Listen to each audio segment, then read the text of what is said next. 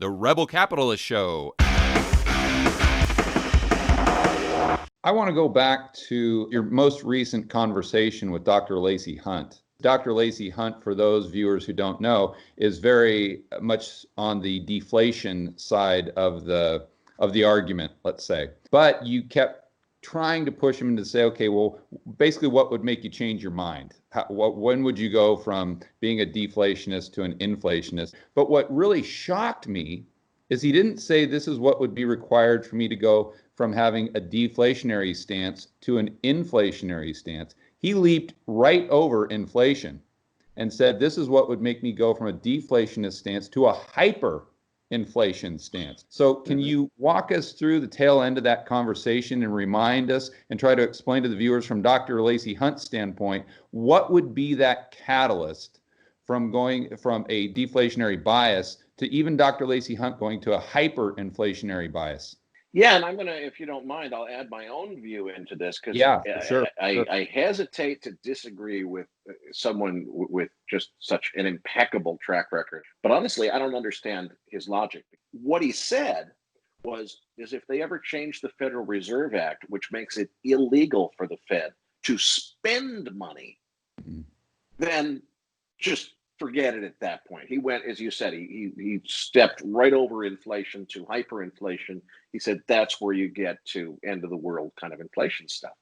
And the thing that's fascinating to me, maybe I'm just more cynical than Dr. Hunt is I think it's pretty darn clear that the Fed has already shown us that they're going to usurp the intended meaning of the Federal Reserve Act by reinterpreting it to say something other than what it was written to say. You know, the Federal Reserve Act is very, very clear in saying the Fed is not allowed to buy private securities.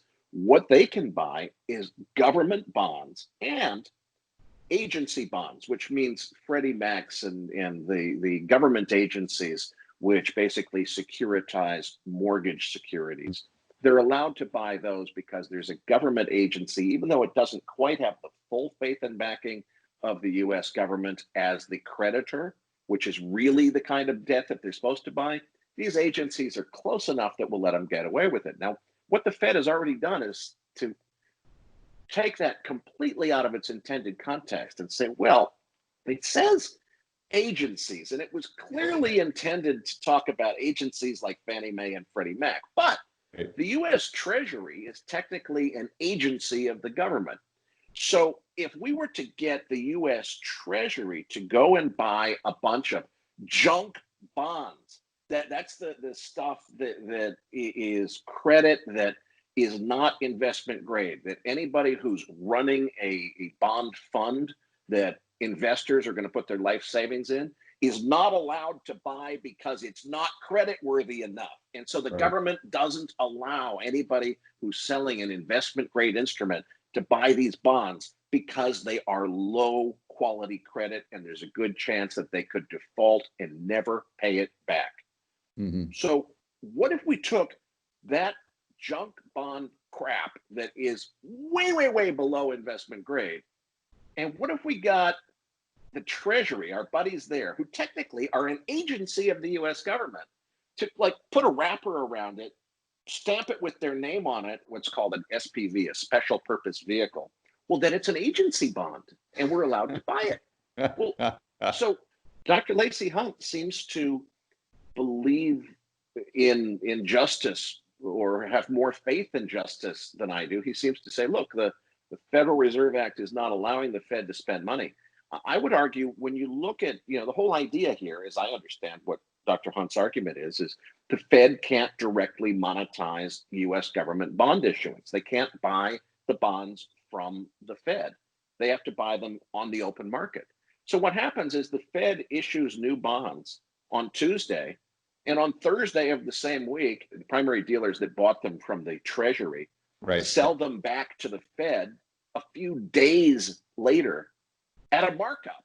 So not only are we usurping the intended meaning of the Federal Reserve Act, and the government is breaking its own rules and making a mockery of its own legal system, but we're paying these fat cat bankers, the primary dealers, a commission for being the middleman to facilitate what is essentially an illegal transaction, or I mean, I think it's an illegal transaction.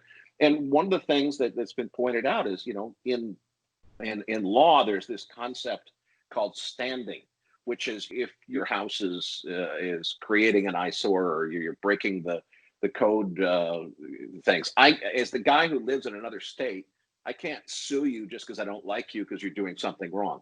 The guy who lives next door to you, that guy who's being directly affected by what you're doing wrong, is said to have standing, legal word meaning he's allowed to sue you over it.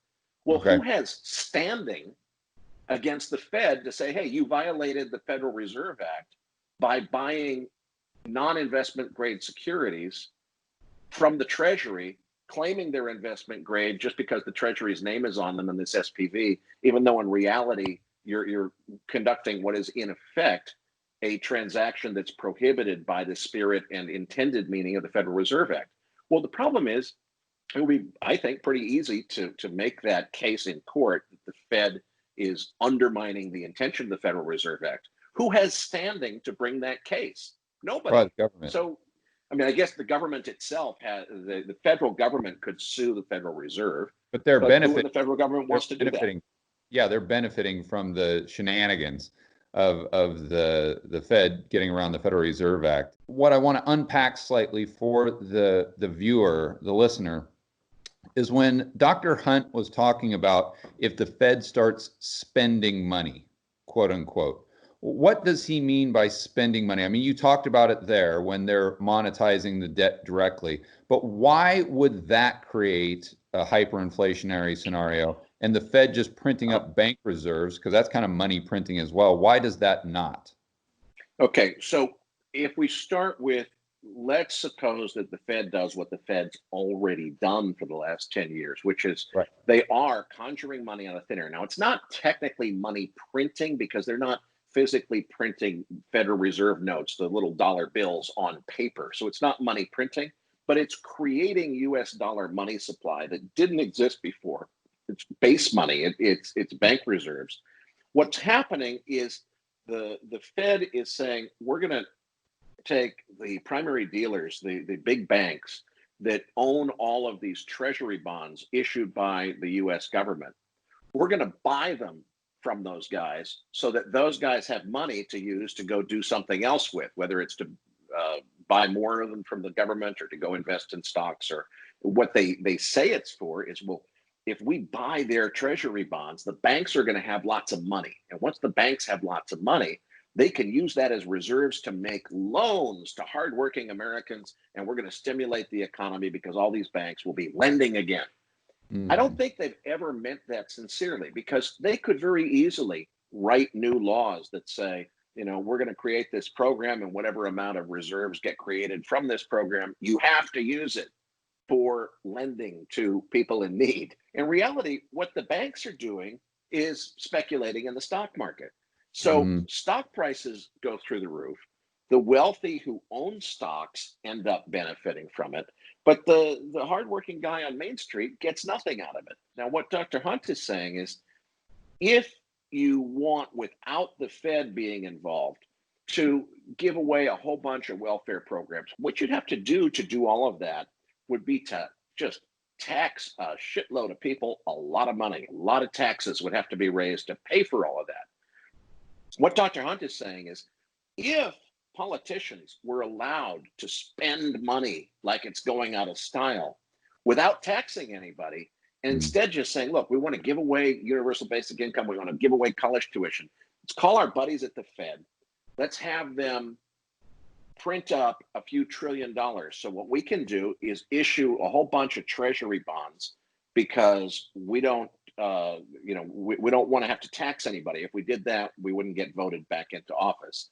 So we're not going to tax anybody. We're going to borrow money in the government's name with the issuance of bonds. And since smart people wouldn't loan us that money, we'll get the Fed to buy those bonds directly from the government. And once the Fed is buying bonds directly from the government, it basically gives us an unlimited checking account where we can give away anything, universal basic income, college tuition, you name it.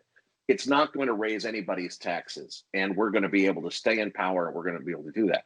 What Dr. Hunt is saying is, if it ever came to that, to where the Fed was spending money on UBI and on free tuition and so forth, that's pumping so much freshly created money into the real economy that after a while it would lead to not just inflation, but he's saying hyperinflation, runaway inflation, the kind of inflation that destroys entire nations and their economic systems.